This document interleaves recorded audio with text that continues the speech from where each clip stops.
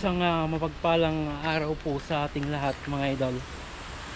Nag-open po tayo ulit ng panibago pang project po. So ito po ay mga idol ay para naman po sa mga kasama nating pintor.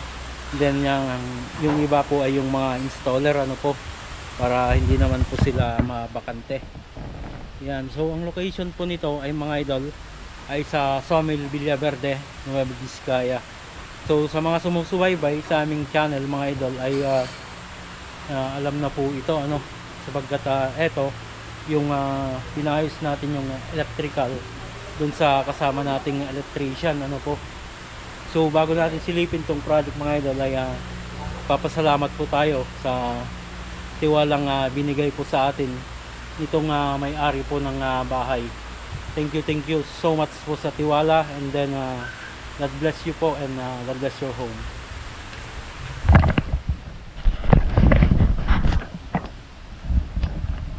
So eto yung bahay mga idol. Ayan. Sa mga sumusubaybay po sa amin ay kabisado na po ito. Itong bagong project po natin na ito.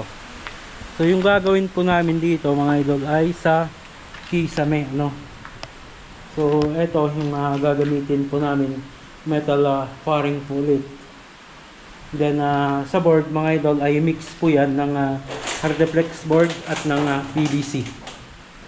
So halos may design po lahat, cove, and then yung lang po yung play dito sa may maid's quarter, guest room. So nagsimula na kami kanina ba mga idol, pauwi na po kami So i-update lang natin yung mga nangyari ngayong day 1 So lang po ito, 5 tao yung gumawa.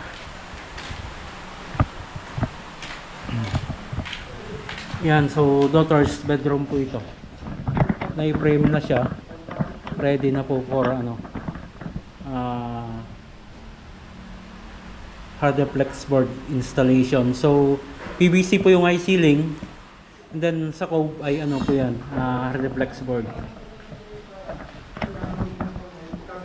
Room 1. Sa room 1 ay naka-prepare na po ito. So yung kakabit na lang dito mga idol ay yung sa metal faring na. Nandiyan na yung carrying, nandiyan na rin po yung angle wall. So carrying channel na lang po yung lalagay dyan. Ganun din po dito sa room 2 ito po. Naka-prepare na po ito, metal faring na lang yung ilalatag para makapag-frame tayo dito. Ayan. And then yung living area dito sa second floor ng mga idol, meron na rin ito. Ayan, simulan na yung single wall. Ayan. So bale isasabay natin dito mga idol yung sa pintura ng sa kisame. Ayan.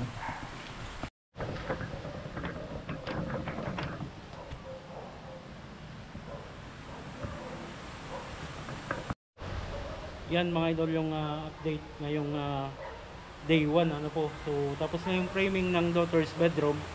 Then naka-prepare na yung room 1 and room 2. And ongoing din po yung preparation para dito sa living area ng second floor. So abangan nyo mga idol, marami tayong may babahagi dito mga kaalaman po. And then yung bago po na makikita nyo sa aming YouTube channel, sapagkat PVC po yung gagamitin natin dito. So nakapagtabit na ako ng mga ganito mga idol, pero hindi na i-vlog, wala pa tayo sa YouTube noon. Okay, that's it for today mga idol. Lagi po tayong mag-ingat at God bless po sa ating lahat.